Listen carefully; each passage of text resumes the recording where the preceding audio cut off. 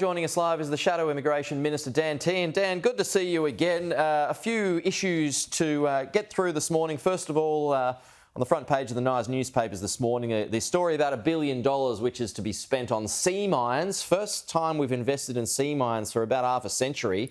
What sort of an investment is that, do you think? You support it?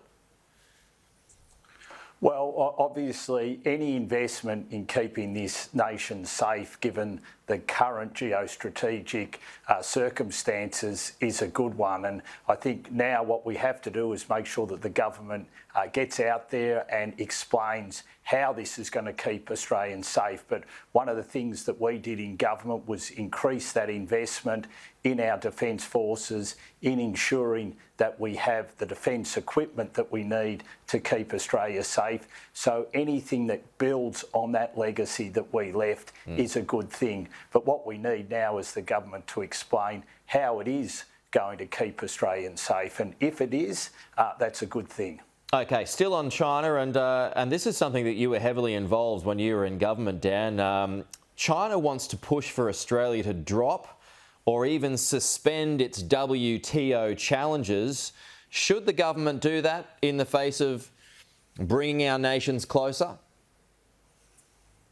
Well, the reason that we took those two disputes to the WTO was because of the actions that China took. Now, if China dropped their bans on barley and on wine, then there would be no reason to continue to pursue those disputes. But what we need to see is for China to take that action. So if they drop their bans, then there would be no reason, or it would be well and truly worth considering dropping those bans. But what we need to see from China first is them actually do that. Let them start importing Australian wine again, let them start importing Australian barley again, and then there would be no reason for us to continue with those disputes. Is it important to remember here, Dan, that we don't owe China anything? Is that a point that is in danger of being forgotten as we push towards these meetings with China? And it looks as though the current Trade Minister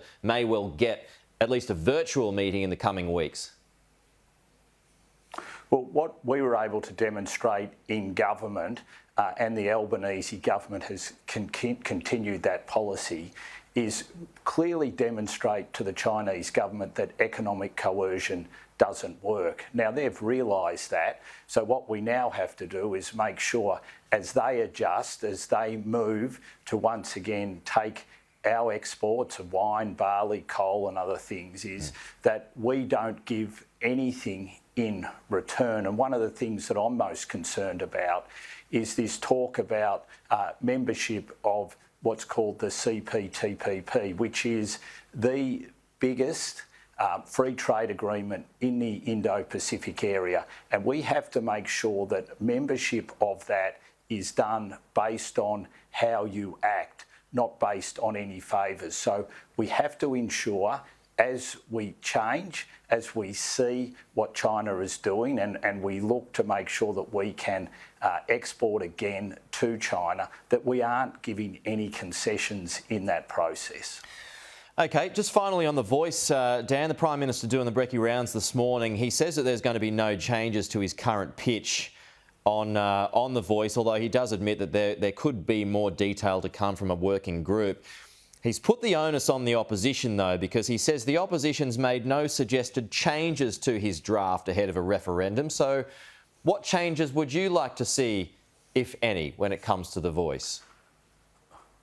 Well, the changes that I'd like to see is a change in approach that the Prime Minister is taking, and that is that we want to see what the government is going to put to the Australian people. So the first change is, let's see the draft legislation months before we go to a referendum. We did that with the same-sex marriage change. They should do exactly the same when it comes to The Voice. We also need to see the government adopt the model that it's going to put to the Australian people. How is representation going to work for The Voice?